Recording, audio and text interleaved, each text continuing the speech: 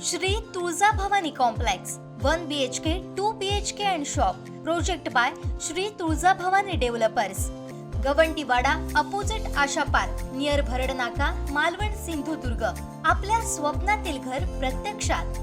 Contact details for booking 9773 71 27 27 9404 15 53 77 9969 16 05 16 9404 44 86 27।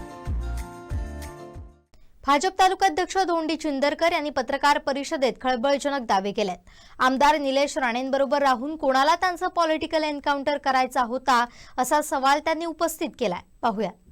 मी तालुकाध्यक्ष मी या 20 वर्षाच्या 30-32 राजकारणात आहे की एवढी सगळी वाहनं गेली, एवढा प्रचंड म्हणजे निलेश राणे साहेबांच्या ज्यावेळी ती उपस्थिती होती, शिंदे साहेबांच्या उपस्थितीत प्रवेश करताना ती एवढी होती ना, त्याच वेळी खरं म्हणजे वैभव नाईक होते। खरं म्हणजे बघा लोकसभेत ते हरले, त्यानंतर हा प्रवेश, एवढी प्रचंड सगळी जी हे होती त्याच्यामुळे विरोधकाला धडकी भरवणं अशा प्रकारची सगळी आपली यंत्रणा होती।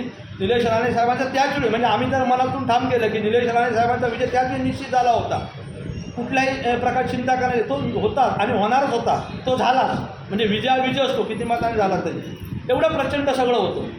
परंतु मला असं वाटतं की ते सगळं झालं, ते झालं, प्रवेश झाला, निलेश राणे साहेब अतिशय सगळे आपण सगळे काम एकसंग सगळे काम करत होतो, त्याचे हे सगळं जरी असलं तरी मी आपल्याला म्हणाल्याप्रमाणे आपण असं झालं की एक आहे आपण म्हणतो ना, एक आहे तो सेफ आहे, त्याचं उलटं झालं म्हणजे एक आहे तो जर आपण एकत्र असलो आणि आपण म्हणण्यापेक्षा निलेश राणे साहेबांची ताकद आहे एकत्र असली तर तिथे काहीतरी कोणाला प्रॉब्लेम होऊ शकतो आणि ती वाटली जायला पाहिजे पण त्याच्यामध्ये कुठेतरी छेद व्हायला पाहिजे।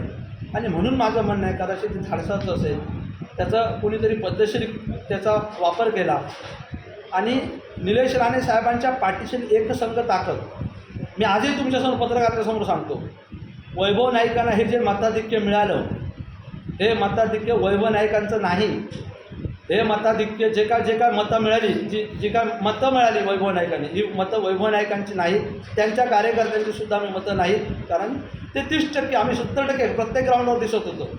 ह्याचा अर्थ कोणीतरी वैभव नाईकांना आतून हे सगळं मसल पॉवर ही पद्धतशीर पुरवत होतं, त्याच्यामुळे हे अशा गोष्टी होऊ शकल्या, नाहीतर ही गोष्ट होणे शक्य नाही, कारण कोणीतरी वैभव नाईकांची ताकद वाढवत होतो आतून आणि त्याच्यामुळे एवढ्या मतापर्यंत वैभव नाईक पोहोचू शकले, हे अतिशय दुर्दैवी आहे।